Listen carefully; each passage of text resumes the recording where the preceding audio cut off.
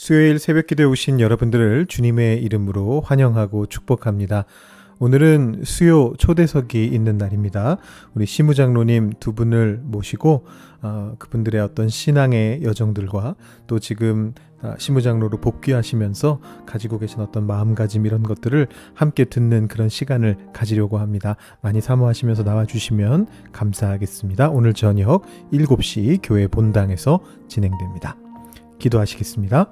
하나님 아버지, 오늘도 우리를 주님의 앞으로 불러주시고 새벽 기도의 자리로 나올 수 있도록 인도해 주시니 감사합니다.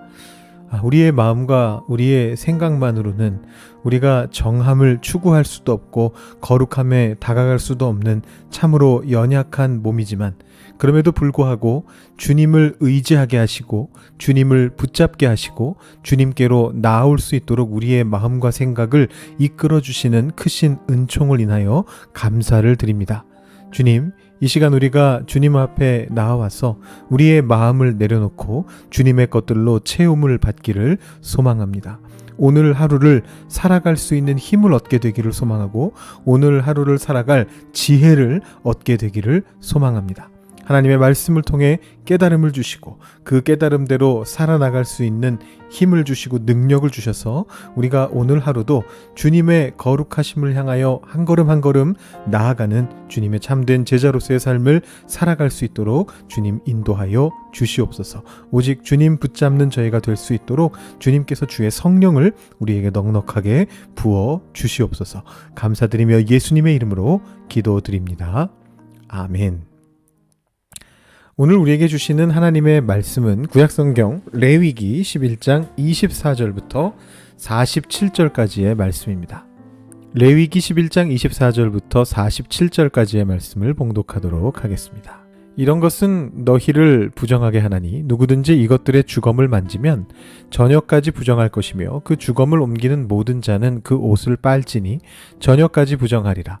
굽이 갈라진 모든 짐승 중에 쪽발이 아닌 것이나 새김질 아니하는 것의 주검은 다 네게 부정하니 만지는 자는 부정할 것이요 네 발로 다니는 모든 짐승 중 발바닥으로 다니는 것은 다 네게 부정하니 그 주검을 만지는 자는 저녁까지 부정할 것이며 그 주검을 옮기는 자는 그 옷을 빨지니 저녁까지 부정하리라.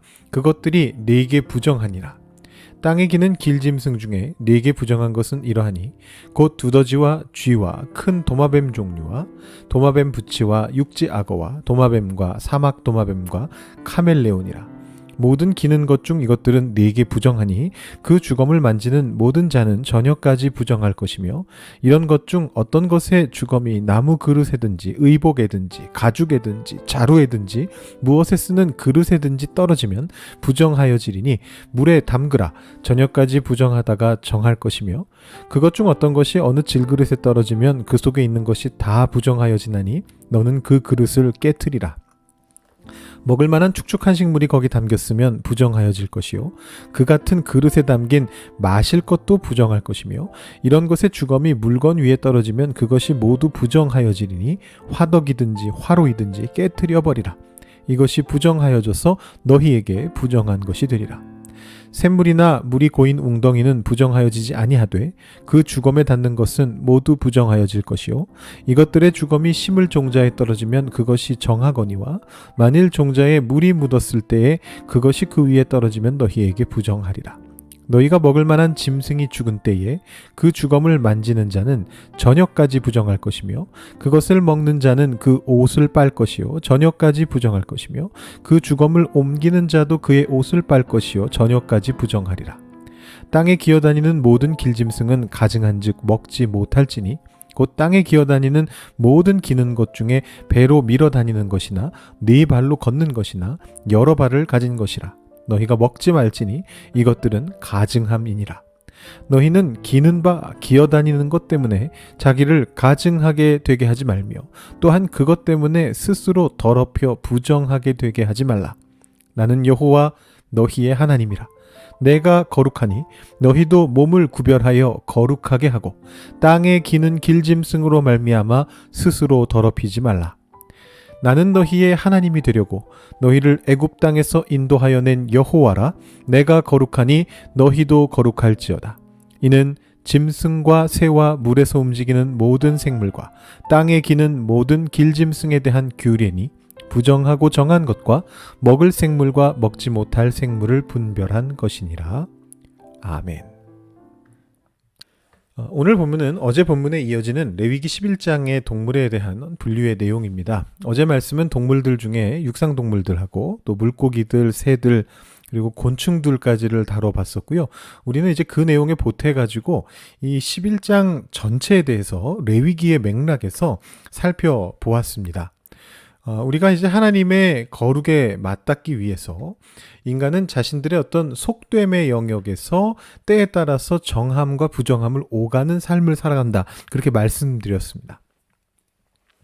반면에 이제 동물들은 정한 때와 부정한 때로 구분되는 것이 아니고 정한 동물과 부정한 동물로 이미 정해져 있습니다. 근데 이제 그 분류의 기준이 아주 명확하진 않다 말씀드렸는데요. 아마도 피와 관련돼 있는 것 같다. 피를 흘리거나 피채로 먹거나 피를 어떤 잘못된 방식으로 다루는 어떤 그런 문제와 관련이 있는 것 같다라는 그런 말씀도 대략적으로 말씀드렸습니다. 오늘 말씀은 어제 말씀에서 이어지는데요. 먼저 24절부터 28절까지는 부정한 동물들의 주검, 그러니까 시체죠. 부정한 동물들의 시체가 그 시체에 닿는 것들을 다 부정하게 만든다. 이제 그런 내용들을 말하고 있고요. 이것은 이제 일종의 보충 설명이라고 볼 수가 있습니다. 먹을거리와 연결해가지고 시체를 어떻게 다루는가 이런 문제인데요. 그리고 그 뒤에 이어서 어제 본문에서 다루지 않았던 땅에 기는 길짐승, 즉 파충류, 양서류, 또 포유류 중에 일부가 되는 설치류 이런 쪽에 있는 동물들을 다루고 있습니다. 29절에서 30절까지 이제 그런 내용들이 나오고요. 그 다음에 31절부터는 또 앞에 나왔던 보충 설명하고 비슷하게 그 기는 짐승들이 그것도 역시 주검이 부정하다. 이제 이런 내용들이 나오고 있습니다. 사실 여기까지는 그렇게 어렵지는 않습니다. 어렵다 하면 어려운데요. 물론 어렵습니다. 다만 여기까지의 내용은 어제 말씀드렸던 개념으로 그래도 대략 설명이 가능합니다. 어제 제가 말씀드렸던 어떤 개념과 어떤 그 방법론이 여기까지는 그대로 적용된다고 볼 수 있습니다. 부정한 동물 자체가 부정하니까 부정한 동물의 시체도 부정하다. 이건 어떻게 보면 당연한 것이고요. 그 다음에 이제 어제 없었던 파충류 같은 이제 기어다니는 동물 분류를 추가하고 있는 거니까 어제 말씀에 말 그대로 이어지는 내용이다. 이렇게 볼 수가 있습니다. 근데 문제는 이제 39절부터인데요. 여기서부터 좀 어려운 내용이 나오기 시작합니다. 먼저 먹어도 되는 동물이 죽었을 때에 대해서 39절이 말합니다. 그 시체를 만지면 저녁까지 부정하다. 이렇게 이야기를 하고 있습니다. 근데 이게 앞에서 보았던 부정한 동물의 시체를 다룰 때랑 똑같거든요. 규정이 같습니다. 심지어 40절을 보시면 이 정한 짐승을 먹어도 되는 동물을 먹을 때에도 저녁까지는 부정하다. 이렇게 이야기를 하고 있습니다. 자, 이런 식이라면 제사도 지낼 수가 없습니다. 그죠? 앞에서 제사 규정에 이제 죽이는 동물이 소, 양, 염소, 비둘기 이런 것들인데 이게 정한 동물이지 않습니까? 먹을 수 있는 동물들인데요. 그런데 그 주검에 닿으면 부정하고 그걸 먹을 경우에도 저녁까지 부정해진다? 그러면 부정한 채로 제사의 자리에 나아가게 되기 때문에 하나님께 죽임을 당하게 되겠죠. 제사장들이 매번 들어갈 때마다 죽어야 되는 겁니다. 그래서 이제 이 구절은 이 문자 그대로 받아들이기가 너무나 어렵기 때문에 어려운 정도가 아니고 사실상 이제 앞의 내용과 모순이 되기 때문에 자연스럽게 이제 여기에는 해석이 덧붙게 됩니다. 다양한 해석을 덧붙게 되는데요.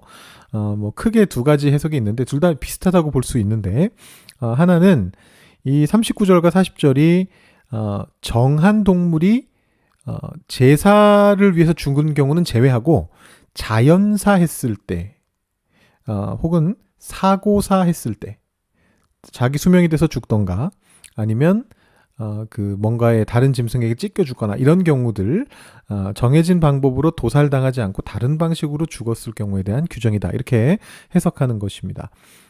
사실 요즘 이슬람에서 얘기하는 할랄 푸드나 유대교에서 이야기하는 코셔 푸드 같은 게 이제 바로 이 구약의 성서에 대한 어떤 해석으로부터 출발한 것들이죠.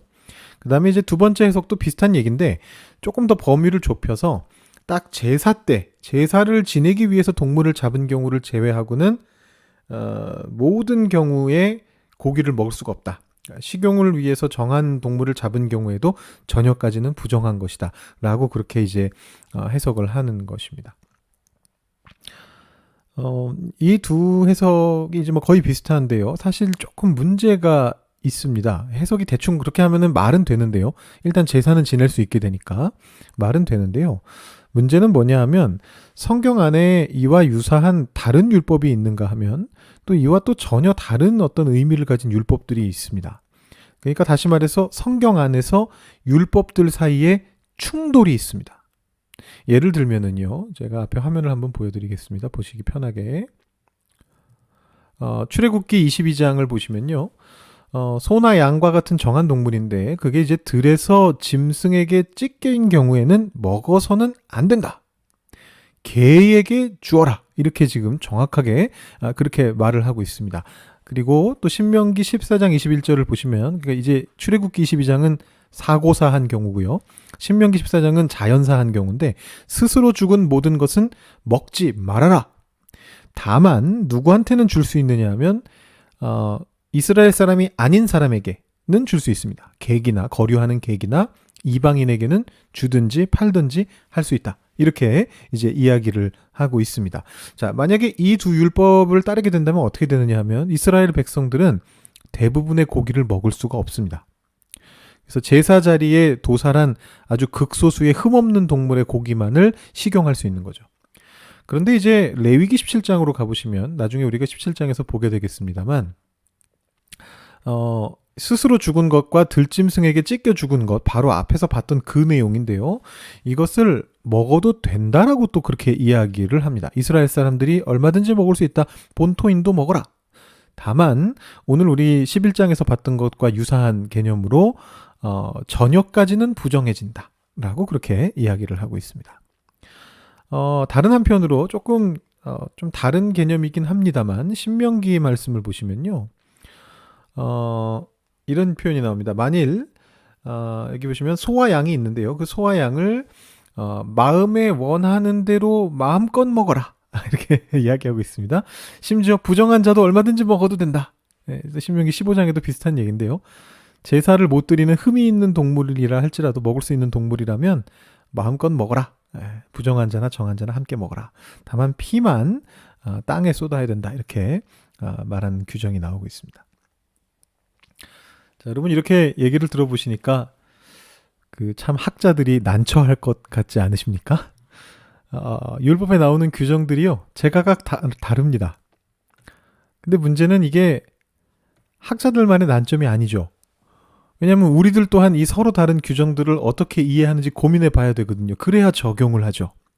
우리 삶에 하나님의 말씀을, 우리가 레위기는 하나님의 말씀 아니야 라고 버릴 건 아니잖아요. 레위기도 하나님의 말씀이다라고 우리가 생각하고 있다면 이 말씀들을 어떻게 하면 우리 삶에 적용할 수 있을 것인가, 그것에 대해서 고민을 해야 됩니다. 근데 이제 많은 경우에 이 서로 다른 규정들은 서로 다른 시기에 적용되었던 것으로 그렇게 이제 해석을 합니다. 이스라엘 역사가 수천 년인데 규정이 계속해서 동일했을 가능성은 거의 없죠. 우리 대한민국만 해도 지금 80년도 안 되는 짧은 역사에서 헌법을 5번이나 고쳐가지고 지금 6번째 헌법을 가지고 있습니다. 지금 현재 우리가 6공화국인데요. 다시 말해서 하나님의 백성이었던 구약의 이스라엘 사람들도 시대에 따라서, 상황에 따라서 하나님의 율법을 달리 해석하면서 자신들의 삶에 적용하기 위해서 애썼던 것이고, 그 흔적이 우리가 가지고 있는 율법책에 남아있는 것이다 라고 이렇게 생각하시면 될 것 같습니다. 그 가장 강력한 근거는 신약에서 규정하고 있는 내용들이 구약과 굉장히 다르다는 것이죠. 예수님 시대에 이스라엘 사람들이 뭐 세례를 받는다거나, 구약에는 세례 같은 게 있지도 않은데 세례를 받는다거나, 이게 굉장히 바뀌어 있는 모습을 보면서 우리는 그것이 계속해서 바뀌어 왔다라는 것을 알게 됩니다. 근데 그런 것들이 바로 이 율법서의 율법 규정들 속에 반영되어 있다. 그러니까 어떤 시기에는 이쪽 율법을 지킨 것이고 다른 건 지키지 않았던 것이죠. 다른 시기에는 반대로 됐던 어떤 그런 경우들이 있었다라고 볼 수 있을 것 같습니다. 그리고 나서 이제 뒤에 조금 더 내용이 나오는데 조금 더 설명을 드리고 적용해 보겠습니다. 41절부터 44절까지는 다시 기어다니는 동물들에 대한 내용으로 넘어갑니다. 그래서 이제 그 동물들을 먹지 말아라 이렇게 다시 한번 얘기하고요.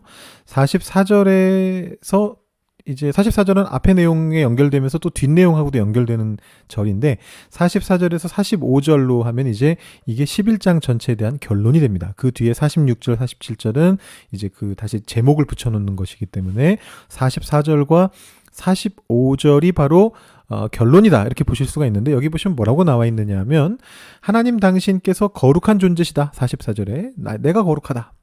그러니까 너희도 몸을 거룩하게 해야 된다. 그러니까 우리도 몸을 구별해가지고 거룩하게 해야 된다 이렇게 말씀을 하시는데요.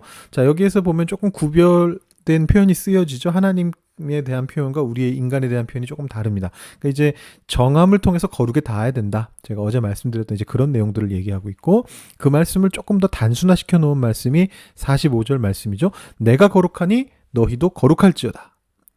물론 이 거룩이 어제 말씀드린 것처럼 동등한 어떤 거룩은 아닙니다. 하나님의 거룩하심과 우리 인간이 닿을 수 있는 거룩은 조금 다른 건데 그럼에도 불구하고 인간이 하나님의 거룩에 다가가기 위해서 할 수 있는 그 정한 행동들을 통해서 거룩으로의 그 길을 걸어가라라는 명령을 우리가 볼 수가 있습니다.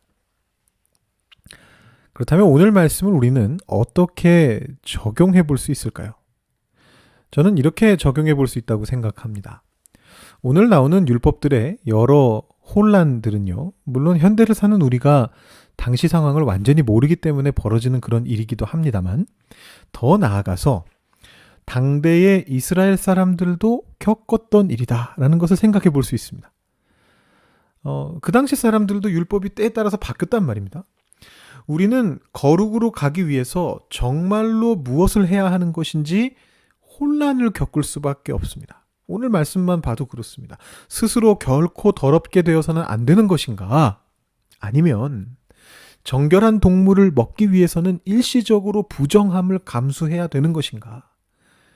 둘이 충돌하는 것 같아요. 혼란을 겪게 됩니다. 어떤 동물의 어떤 모습이 어떤 이유 때문에 부정을 가져오는 것인지 이 말씀들을 통해서 도대체 우리는 어떤 방식으로 정함을 추구해 나가야 하는 것인지 혼란을 경험하게 됩니다. 혼란을 경험해야 합니다.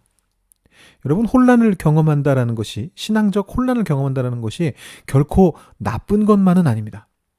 왜냐하면 제가 사실 이번 오는 주 주일날 이 주제에 대한 말씀을 조금 말씀드리려고 하는데, 하나님의 세계를 인간의 연약함으로 맛보기 위해서는 인간의 연약함으로 그 하나님의 세계에 뛰어들게 되면 이해가 되지 않는 많은 일들이 일어날 수밖에 없기 때문입니다. 그런데 여러분, 그때 너무 힘듭니다, 목사님. 뭐 이렇게 혼란스러운 걸 우리가 꼭 경험해야 됩니까? 그냥 단순하게 믿으면 안 될까요? 여러분, 그런 생각 하실 수 있는데요. 그런데 그때 우리가 꼭 기억해야 되는 것이 뭐냐 하면 이 일이 우리의 능력으로 이루어지지 않는다라는 사실입니다.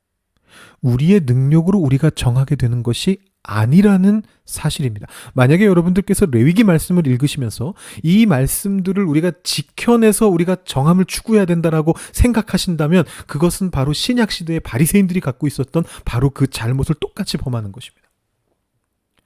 우리가 우리 스스로의 능력으로 우리를 정하게 만들 수 없습니다. 오늘 말씀은 이렇게 말씀합니다.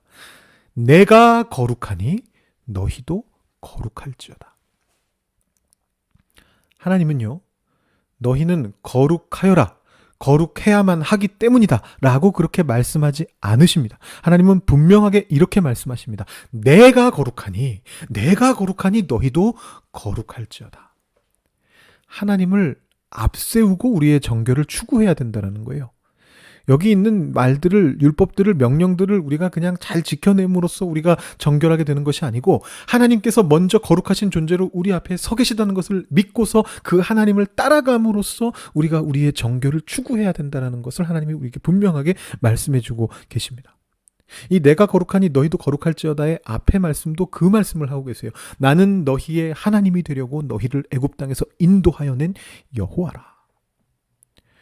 여러분, 인도하시는 분은 하나님이시고요. 우리를 거룩하게 하시는 분도 하나님이십니다. 그걸 믿으셔야 됩니다.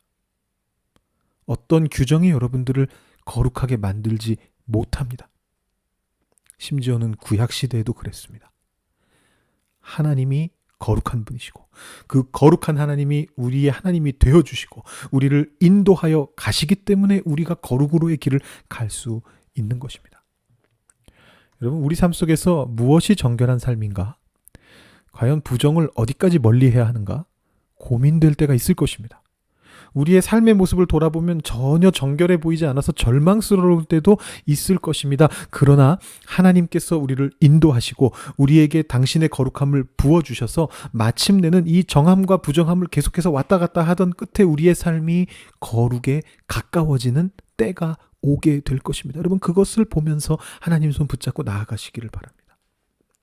여러분, 이것을 기억하시면서 매일매일 하나님의 인도하심을 받는 여러분들이 되시기를 주님의 이름으로 축원합니다. 이 시간 여러분 기도하실 때 오늘 말씀 생각하시면서 오늘도 우리 삶에 하나님의 거룩하심을 부어주시옵소서. 우리의 삶을 인도하여 주시옵소서. 우리 삶이 정하게 되도록 주께서 매 순간 우리에게 역사하여 주시옵소서. 이렇게 기도하시고 오늘 하루를 주님께 올려드리시고 여러분들의 개인적인 기도 제목 하나님께 드리시고 새벽 기도 마치시기 바랍니다. 기도하시겠습니다.